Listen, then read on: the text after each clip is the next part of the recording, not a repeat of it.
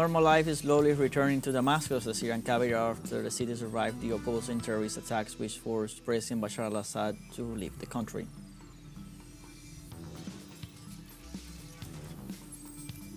In Venezuela, communes and the People's Power mobilized in the streets of Caracas to commemorate the 165th anniversary of the Battle of Santa Ines.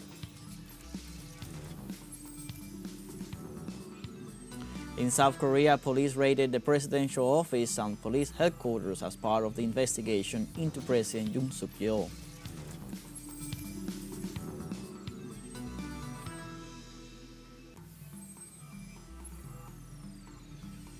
Hello, welcome to From the South. I'm Luis Alberto Matos from the teleSUR studios in Havana, Cuba. We begin with the news.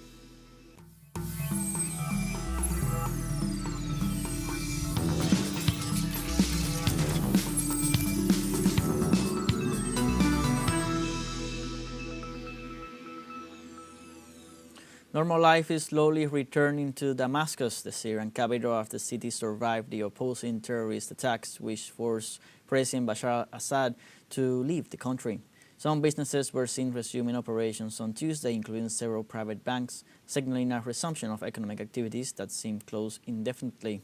Meanwhile, several Israeli airstrikes hit different regions of Syria overnight, and Israeli troops seized a border buffer zone.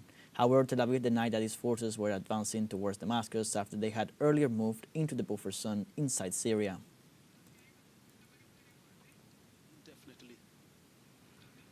While chaos and uncertainty are spreading in Syria, hegemonic media sources are trying to whitewash the image of terrorists who seized the capital, describing them as rebels and opponents of deposed President Bashar al-Assad. Concurrently, allegations emerged evidencing how the leader of the terrorist group was trained by the CIA and has been militating in ISIS and Al-Qaeda for more than 20 years. Let's see the details in the following coverage. The recent seizure of Damascus and the overthrow of Bashar al-Assad plunges the country into a wave of violence led by the Syrian terrorist group Hayat Tahrir al-Sham, who is preparing to take control of the nation through fear and weapons. According to governmental allegations, they are being carried out with U.S. armed support. However, while chaos and uncertainty reign in the population, the hegemonic media such as CNN and its allies try to clean the image of the terrorist leader, qualifying him as a rebel and opponent of the now former President al-Assad, without mentioning previous crimes. These media sources make their best effort to paint in colors the gloomy political and social scenario in Syria, assuring that today there is joy and celebration, but instead, the attacks do not stop, just as Israel takes the opportunity to extend its lands under the pretext of protecting its borders. The leader of this movement, which Washington now classifies as a rebel group, is Abu Muhammad al-Jawlani, also the creator of the al-Nusra Front Group, an al-Qaeda branch. According to reports by some media dedicated to the truth, al-Jawlani was trained by the CIA for 5 years at the Buqa camp in Iraq and has been an ISIS and al-Qaeda fighter for more than 20 years. However, in 2017, the terrorist leader had an international arrest warrant. The leader of the Islamic Revolution of Iran, Ayatollah Ali Khamenei, blamed the United States and the Israeli regime for the situation in Syria, where terrorist groups seized power after overthrowing President Bashar al-Assad. The Iranian leader met Wednesday with thousands of Iranian citizens from different strata in Tehran to tell them they have proof that the plot was planned in command rooms in Washington and Tel Aviv. Furthermore, the Ayatollah claimed that a country bordering Syria was involved, which he might have referred to Turkey. In this sense, Khamenei pointed out that these nations are seeking to take over lands in the north and south of Syria, while the United States aims at strengthening its presence in the region. Likewise, the Iranian leader denied speculations about the weakening of the axis of resistance, highlighting his confidence in the Syrian youth will expel the invading forces.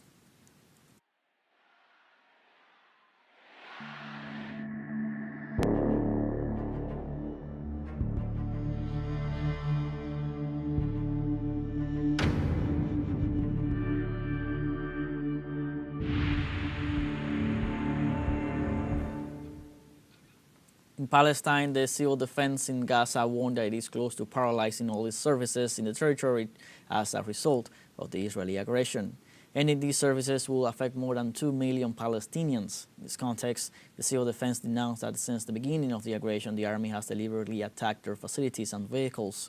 It also blamed Israel and its main ally, the United States, for the effects of the aggression. The agency noted that an immediate and permanent ceasefire is necessary for humanitarian reasons and to ensure that aid arrives quickly.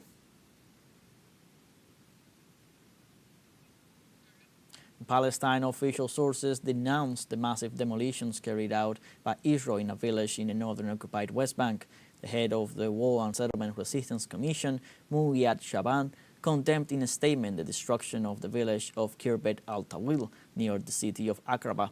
Shaban called on international and human rights institutions to protect the Palestinian people from the systematic attacks of Israeli forces and settlers after Israeli bulldozers began demolishing homes, agricultural lands, and the electricity network serving the area in Kirbet al-Tawil.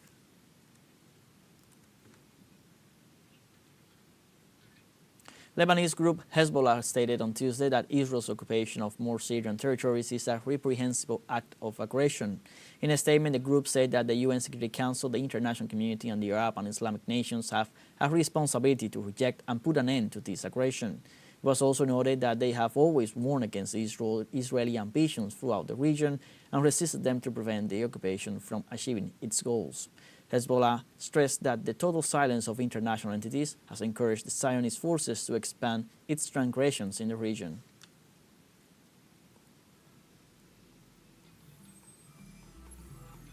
We now have a short break coming up, but first remember you can join us on TikTok at teleSUR English, where you'll find news in different formats, news updates, and much more. We'll be right back. Stay with us.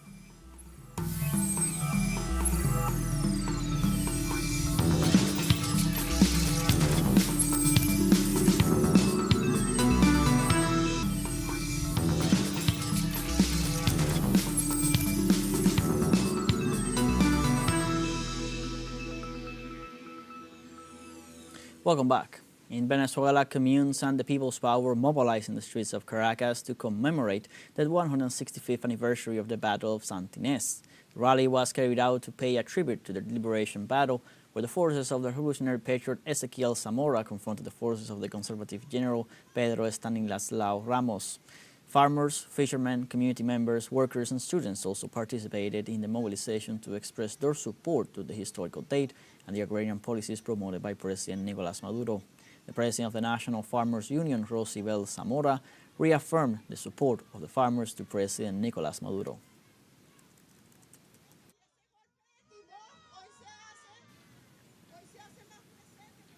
And the president of the Bolivarian Republic of Venezuela, Nicolás Maduro, during the commemoration of the 165th anniversary of the Battle of Santa Ines, announced from the Miraflores Palace that La Casa Militar will become a militia center to create several militia brigades of this house of honor of Simón Bolívar.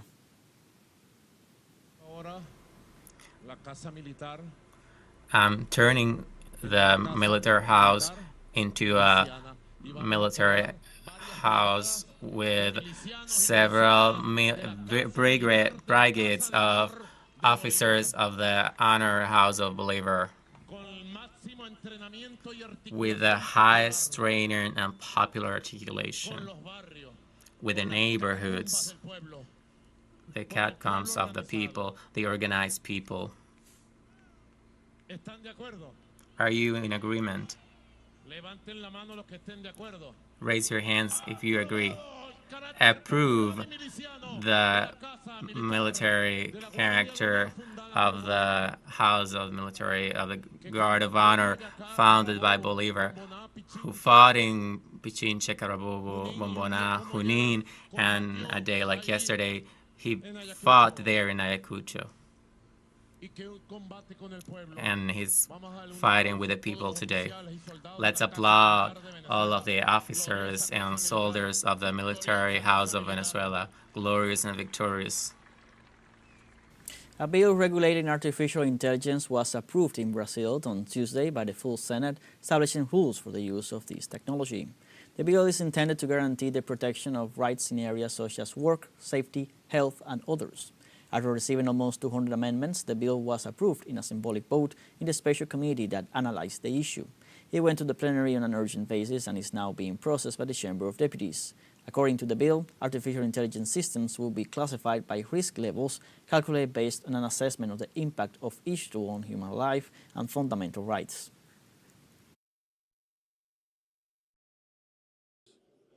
A própria inteligência, ela ser usada. Intelligence itself should be used to create more intelligence. It should not be used to cause the downfall, the destruction of human beings.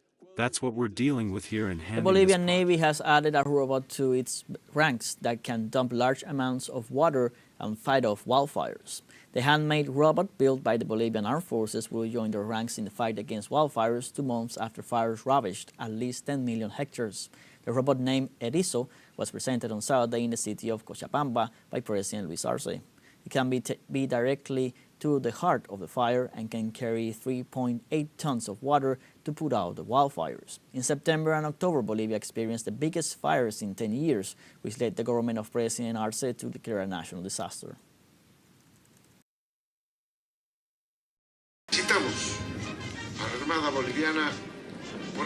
We congratulate the Bolivian Navy for the work it has carried out through its Department of Technological Innovation, for having created 4 prototypes of forest fire trucks and a prototype of a firefighter Erizo, as well as for the consolidation of the National Center of Experts in Natural Disasters, which announced its creation on May 11th of And this in El year. Salvador, several social organizations rallied in front of the National Congress urging deputies to maintain the law that prohibits mining activities in the country. After President Nayib Bukele's announcement of the revocation of the anti-mining law for the exploitation of gold mines, various sectors of society have spoken out against this decision. Leaders of environmental organizations, ecologists, communities, and members of social movements expressed that the mining project represents the destruction of their territories, underlining that there are no records at international level of a mining project that does not damage the environment or affect the health of the people.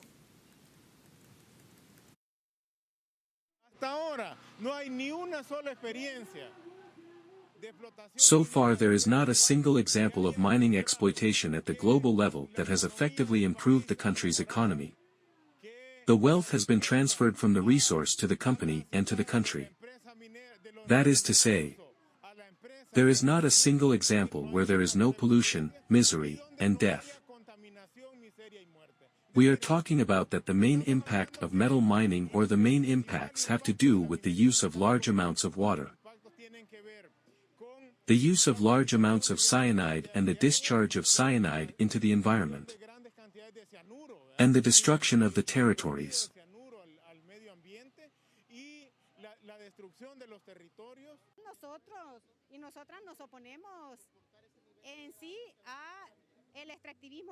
We oppose metal mining because we have learned that mining is one of the most polluting industries for our ecosystems,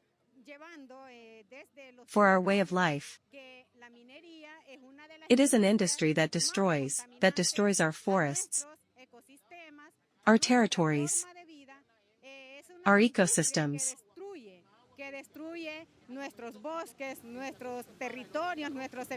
The Haitian National Office of Civil Aviation reported on Tuesday the reactivation of operations at the Toussaint Louverture International Airport. This is the main airport of the country, and it had been closed after the attacks perpetrated by armed criminal groups against several airplanes of international airlines. On November 11th, armed groups belonging to the Vivre Ensemble coalition attacked the airport, some of the shots hitting a Spirit Airlines commercial aircraft that was about to land at the terminal. Several other airplanes were also hit as part of an offensive launched by the criminal coalition led by Jimmy Cherizier. According to official information, the air terminal is expected to start receiving international flights as of Wednesday. We now have a second short break coming up, but before we invite you to visit our YouTube channel at teleSUR English, there you will be able to rewatch our interviews, top stories, special broadcastings, and more. Hit the subscribe button and activate the notification bell to stay up to date on the world's most recent events. Found your break? Don't go away.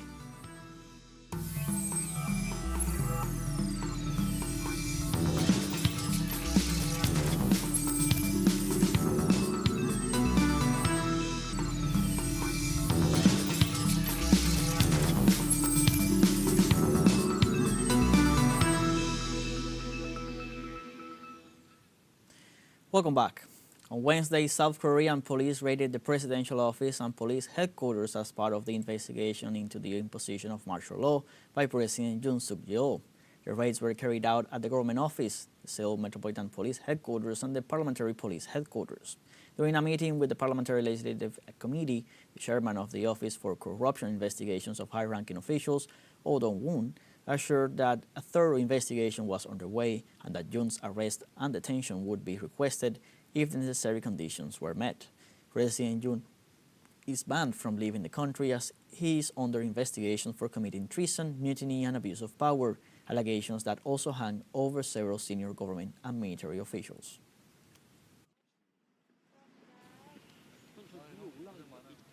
France has started the withdrawal of its military from Chad with the departure of two warplanes that were based in the capital, N'Djamena, 2 weeks after Chad ended its defense cooperation pact with Paris. The French Army spokesman declared that withdrawal of two Mirage 2000D fighter jets marks the beginning of the repatriation of the French war equipment station in N'Djamena. Moreover, it is not yet known whether Paris will totally or partially withdraw its troops from the African country. In this regard, the Chadian Foreign Ministry informed that they will cooperate with the French authorities to ensure a smooth transition provided by the bilateral agreement in case of a rupture, while thanking the French government for its cooperation.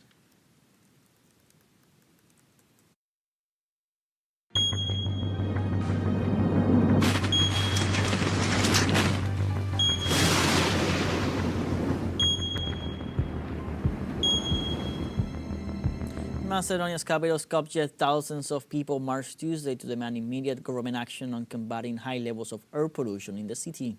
Wearing gas masks and chanting slogans, the demonstrators took to the streets of the capital city after a report which considered among the 10 most polluted cities in Europe.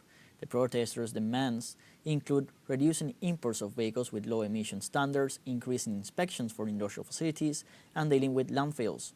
In addition, several environmental groups organizing the protest accused the government of not allocating funds to fight pollution.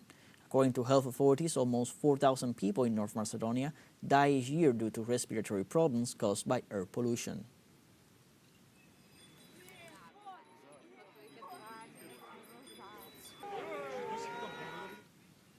And in the United States, an uncontrolled fire has forced the evacuation of about 6,000 people in the western Californian city of Malibu. The California Fire Department said the fire, known as Franklin, had burned more than 2,200 acres in less than 24 hours and was spreading along the Pacific coast. It has forced the closure of roads and schools until further notice in central and eastern Malibu, home to more than 10,000 residents. Firefighters are working to extinguish the blaze, which started last night near Malibu Canyon Road and Malibu Creek State Park.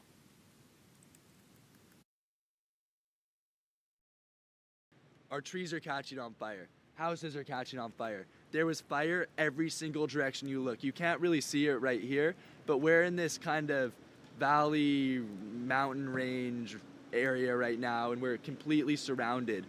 There was hundreds and hundreds and hundreds of acres on fire, and in Havana, Cuba, the 8th edition of the IF International Electronic Music Festival will be held from December 11th to the 15th at Fábrica de Arte. IF 2024 will begin with a day of 11 workshops and the showcase of new talents, one of the novelties of this edition. It will be a space for learning, projection, and connection for emerging artists who will show their proposal to industry professionals and established artists of Cuban electronic music.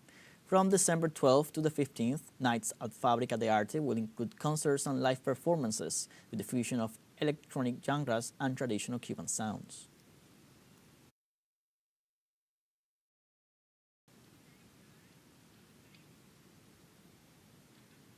Like this, we have come to the end of this news brief. You can find these and many other stories on our website, telesurenglish.net. So join us on social media, Facebook, X, Instagram, Telegram, and TikTok. For Telesur English, I'm Luis Alberto Matos. Thank you for watching.